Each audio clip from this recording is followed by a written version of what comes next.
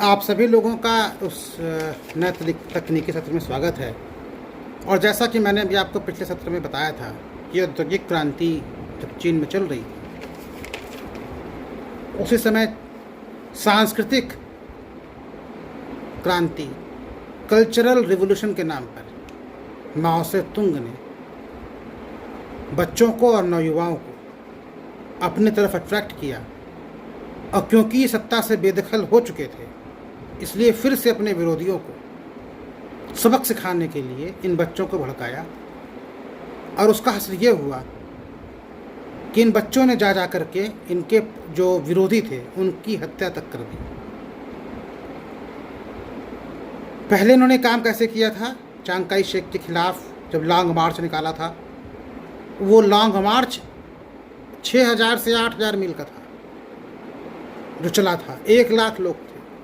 कहा जाता है कि उस समय पहुंचने वाले ही जो बचे थे, कुछ लोग कहते हैं 20,000 लोग बचे थे, कुछ लोग कहते हैं 20% बचे थे, कुछ लोग कहते हैं 40,000 लोग बचे थे। लेकिन वो सब जो बचे थे वो नौयुवा थे।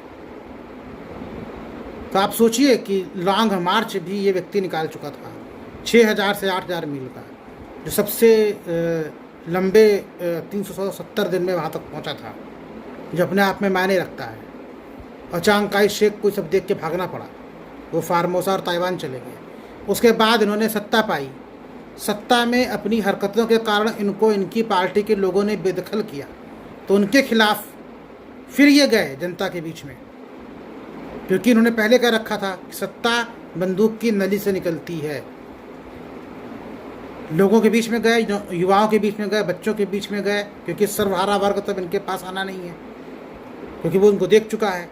तो जो बच्चा है, नौयुवा है, वो उनकी तरफ अट्रैक्ट होगा। उसको अट्रैक्ट किया और अपने विरोधियों को सबक सिखाया। इनके उन नौयुवाओं ने या बच्चे जो इनके जो समर्थक थे, इनके दुश्मनों को निपटाने के लिए उनकी हत्या तक कर देते हैं और फिर से माओ से तुंग चीन के राष्ट्रपति बनते हैं। ये एक तरीके से इनके बारे में मैंने आपको बताया। अब मैं इनके जो सैनिक विचारधारा है, या जो एक तरीके से ये किस विचारधारा को मानते हैं,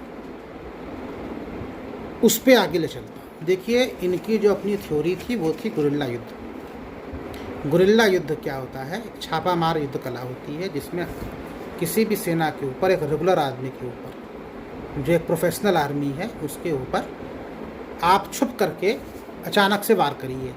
ये कोई नई कला नहीं है।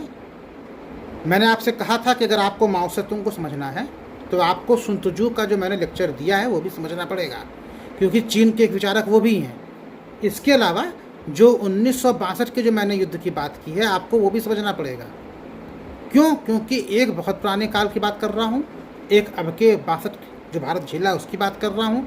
इसलिए अब आपको दोनों के बीच में एक लाइन खींचनी पड़ेगी कि उसने क्या कहा, उसके कितने विचार सुन त्सू के इन्होंने यहाँ पर फॉलो करे हैं, और उसको इन्होंने किस तरह भारत के ऊपर अप्लाई करे, और भारत में किस तरीके से जो नक्सली आंदोलन चला, या जो लेफ्ट विंग एक्सट्रीमिज़म आया, या जो नक्सली हिंसा भारत में हुई, उसको इन माओ की विचारधारा ने किस प्रकार प्रभावित किया, आपको वो समझना पड़ेगा।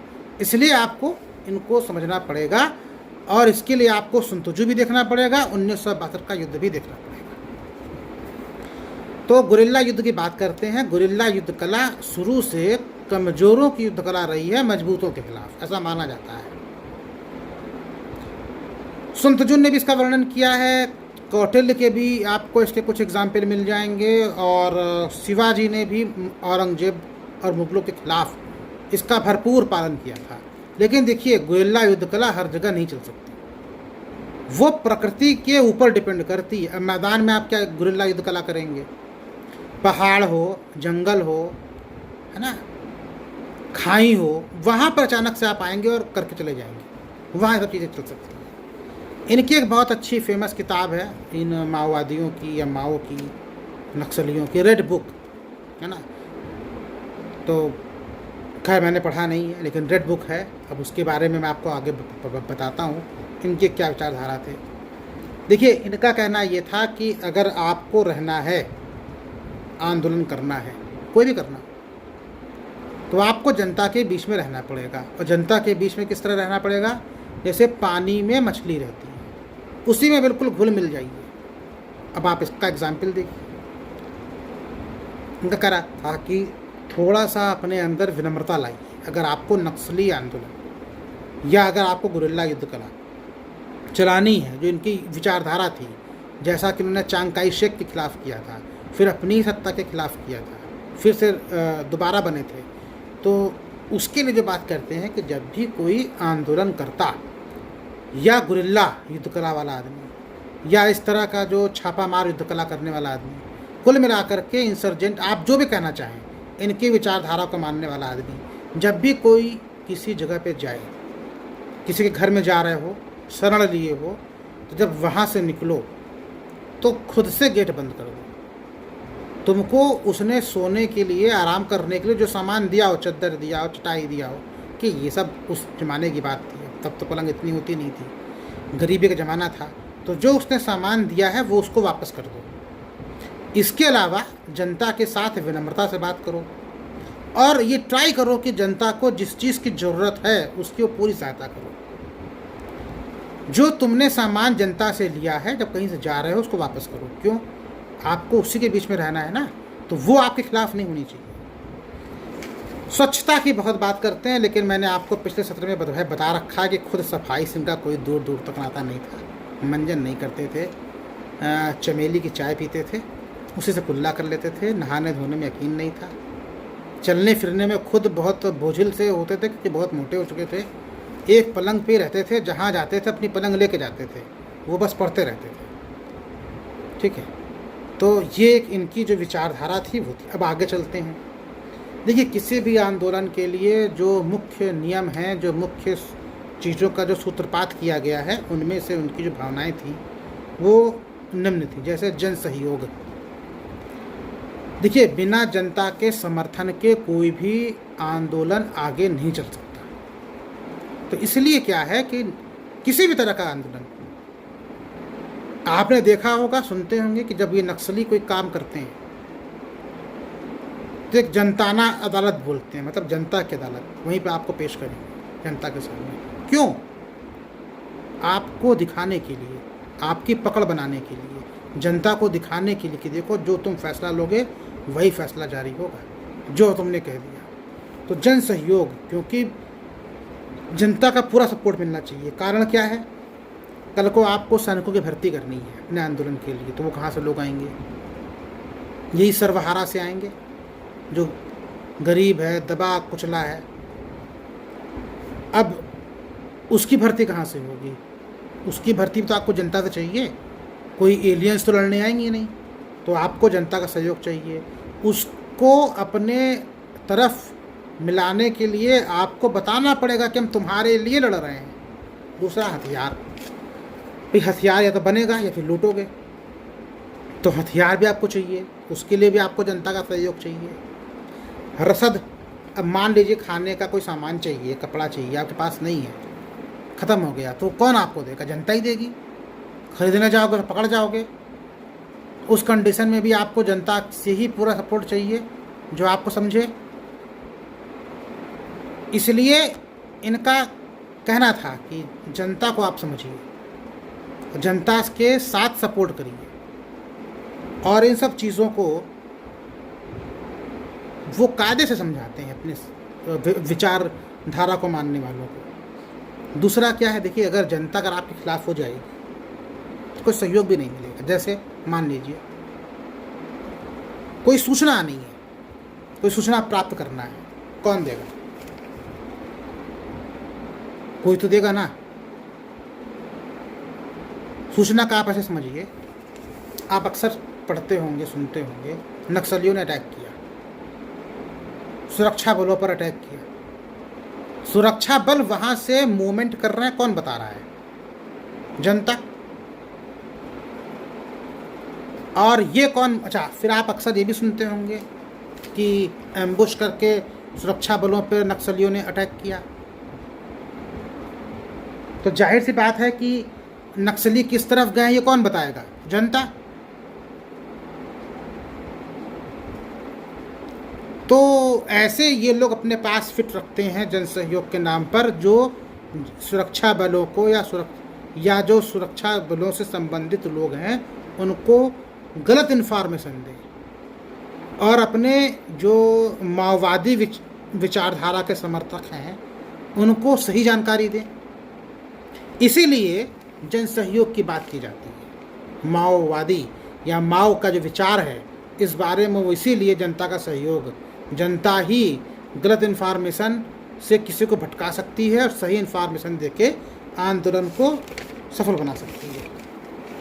इसके अलावा देखिए एक बात आती है इंटेलिजेंस की, इसको हम कहते हैं आसूचना, क्या किसी के बारे में इंफॉर्मेशन को गैदर करना, किसी के लिए कोई सूचना की प्राप्ति करना।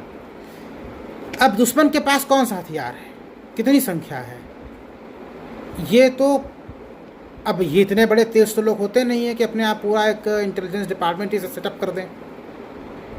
जनता ही बताएगी। क्यों?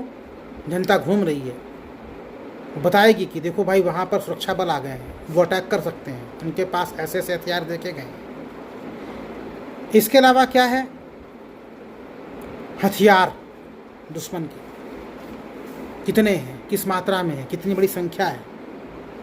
अगर कोई दुश्मन है, कोई उसका ट्रेनिंग चल रही है या अगर उसके बारे में कोई जानकारी है तो कौन बताएगा?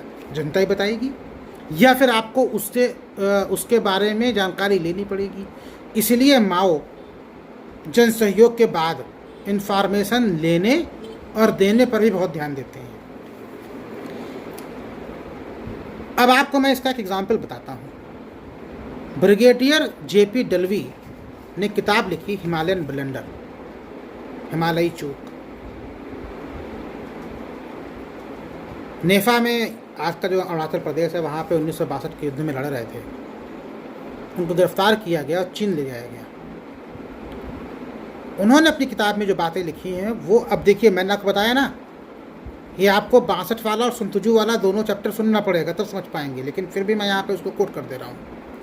उन्होंने अपनी किताब में लिखा कि जिन लोगों से मैं 1962 के युद्ध के समय भारतीय सीमाओं में मिला था वही लोग मुझे जेल में मिले, वो वहाँ काम कर रहे थे। मतलब क्या हुआ, चीन ने अपने लोगों को पहले ही यहाँ पर इंफॉर्मेशन गैदरिंग के लिए लगा रखा था। इसके अलावा वो ये भी बताते हैं कि जो चीन का जो दूतावास था दिल्ली में, वहाँ पे लोग और वहाँ के रिटायर्ड लोग भी भारत के खिलाफ सूचना इकट्ठा करते रहते थे। तो देखिए उन्होंने जो बात बोली इंफॉर्मेशन की, यहाँ पे सही हो गई। दूसरा देखिए एक और ये बात करते हैं बेस कैंप की, आधार शिविर कहाँ रहेंगे आप। देखिए मैंने आपको पिछले हालांकि वो सेकेंड ईयर वाले इसमें बता रखा है, आपको पता होगा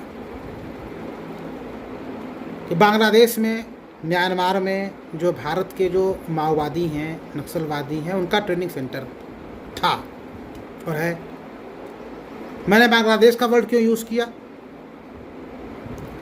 जब 1971 के पहले बांग्लादेश नहीं आज़ाद हुआ था तो ईस्ट पाकिस्तान में चीन के सहयोग से भारत के खिलाफ ये कार्रवाई की जा रही थी और नक्सलियों को अच्छा खासा सपोर्ट मिल रहा था।